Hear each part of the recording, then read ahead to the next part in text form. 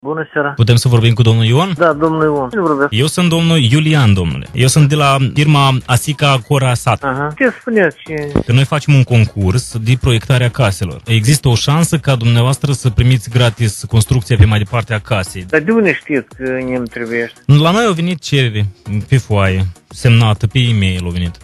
Cererea semnată au venit de pe e-mailul băstamalatai.ru. Cunoașteți site-ul ăsta? Cum? băstalamataiatu.ru. Eu nu înțeleg și asta și firma. Domnul Ion, nevoie dumneavoastră și încă două persoane participați gratis la o preselecție în care puteți să câștigați proiectul gratis, adică să fie construită casa gratis. Trebuie să fac eu. Și trebuie să vă înregistrați vocea, mâine o să vă prezentați la finală și o să trag la sorți din 3 oameni, o să fie televiziune și o să trag la sorți care om câștigă casa gratis. Aveți un pic și o foaie să vă dăm să scrieți, participați. Da, e că vreau.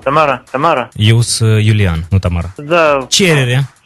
Hai, dar cerere mai departe. Pentru firma Pentru? asitocarasatopac.com. Pentru firma? Asitocarasatopac. Asito? Azito. Cara să tăcam, da? Mulțumesc pentru șansa oferită. Mulțumesc pentru. Sper să faceți o casă Iomaio. Să faci. O casă Iomaio, na. O casă, cum? Na. O casă, na. Iomaio. Iomaio, da? Iomaio. Cu drag și respect. Și mai departe. Vă doresc. Vă doresc, da, mai departe. CRSTBP. R. S. T. B. P. Cum? N. Câlân. N-câlân. Câlân, da? B. N-câlân. N-câlân. P-S-D-D.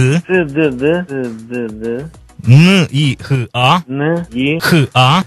T-M-P-A. N-I-H-A. T-M-P-A. T-M-P-A. Stai că dau la tot să scriu. Hai. Hai, nu văd. N-I-H-A. T-M-P-A. Vă mulțumesc, spuneți. Acum eu vă pun la înregistrat. Dumneavoastră tot ce a scris, vreau să citiți asta, că eu mâine să apară la concurs. Da, și nu și fac cu asta. Stați că să dăm altul cuiva. Cerere. Stați încă o dată, eu încă nu știu și am scris aici. Că Asito Carasatopac. E ochelar. Fac o casă. Iomaio. 3, 2, 1 și... Cerere pentru arhitectura Asitopac. Azito. Mulțumesc pentru șansa oferită să fac o casă la Iomaio. Vă doresc CRSTB P CLM CDD N U P CLM CDD N U R A. Vă mulțumesc. Toți cei de acolo o să primească mesajul dumneavoastră și l-au înțeles. Da. Apropo, eu sunt Anatol Mielnic de la Jurnal FM. La radio? O glumă, domnule, din partea camerei de alături. Noră. Păi să știți că ei au dat comandă. Doamne, blin.